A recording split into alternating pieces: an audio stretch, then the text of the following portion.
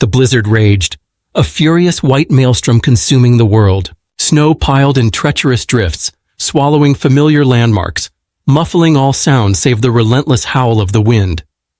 Somewhere out there, swallowed by this icy chaos, was John.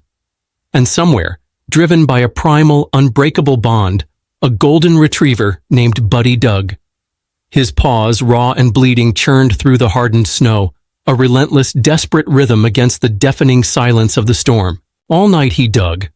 Every breath was a puff of white vapor, every muscle's scream a testament to his single burning purpose. He didn't know precisely where John was, but his nose, his heart, and his unwavering loyalty told him John was here, somewhere beneath this suffocating white blanket. Hours bled into eternity. The cold bit deeper than any teeth, numbing Buddy's limbs, blurring his vision. He whimpered, a low, guttural sound of pure anguish. But he didn't stop. He couldn't. John had been gone since morning, a simple hike turned nightmare. Search parties had been called off as the storm worsened, but Buddy knew. He knew John needed him. Every frantic scratch, every desperate shove of his muzzle into the snow was a prayer, a desperate plea to the unforgiving elements. He remembered John's scent, fainter now, buried beneath layers of fresh snow, but still there, a ghost of comfort and a beacon of hope in the frozen wasteland. Then, a shift. Not a clearer scent, not a faint sound, but a feeling. A subtle give in the snow beneath his paws, a different texture, less rigid, almost pliable. He dug faster, a frenzied burst of energy fueled by an instinct stronger than exhaustion, stronger than the biting cold. His claws scraped against something hard, then soft, then unmistakably fabric. He whined, a high-pitched, piercing cry that managed to cut through the storm's roar.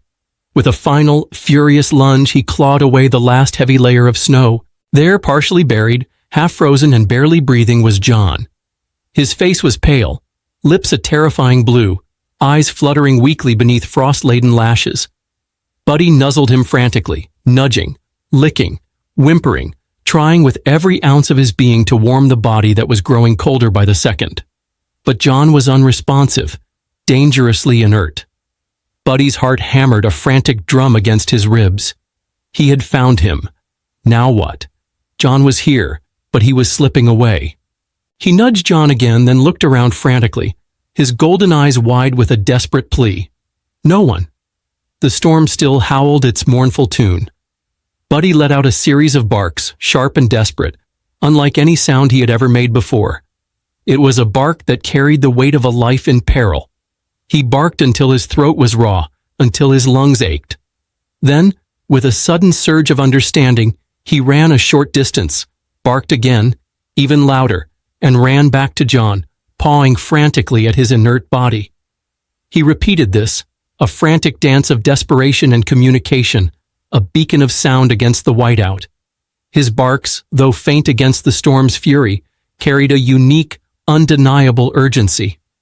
Miles away, a lone search and rescue volunteer, Mark, was making one last sweep before retreating, the bitter cold driving him back to his truck. He was about to give up, his hope fading, when he heard it, a distant, ragged bark, then another, filled with an unmistakable plea, a sound that cut through the wind. It wasn't the usual panicked bark of a lost dog. It was insistent, directional, desperate. Against his better judgment, against the biting wind and deepening snow, Mark followed the sound, trudging through the drifts. The barks grew louder, more frantic, closer, and then, through the swirling white, he saw a faint golden blur. Buddy. The dog was barking wildly, then running back to a mound of snow, digging furiously. Mark raced forward, his heart pounding. What he saw shocked him to his core. Buddy was trying to rouse a buried John. Together, Mark and Buddy worked. Mark radioed for urgent help, and within what felt like an eternity but was perhaps only minutes, a team arrived, lights flashing weakly through the blizzard.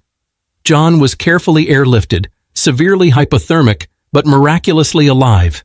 His life hanging by a thread, but a thread held firm by the unwavering loyalty of his dog. As John slowly recovered in the hospital, he recounted fragmented memories of the cold, the overwhelming darkness, And then, the comforting, insistent presence of Buddy, digging, nudging, barking. Buddy, utterly exhausted but profoundly content, never left his side, curled protectively at the foot of his bed. What Buddy uncovered that night wasn't just his owner beneath the snow.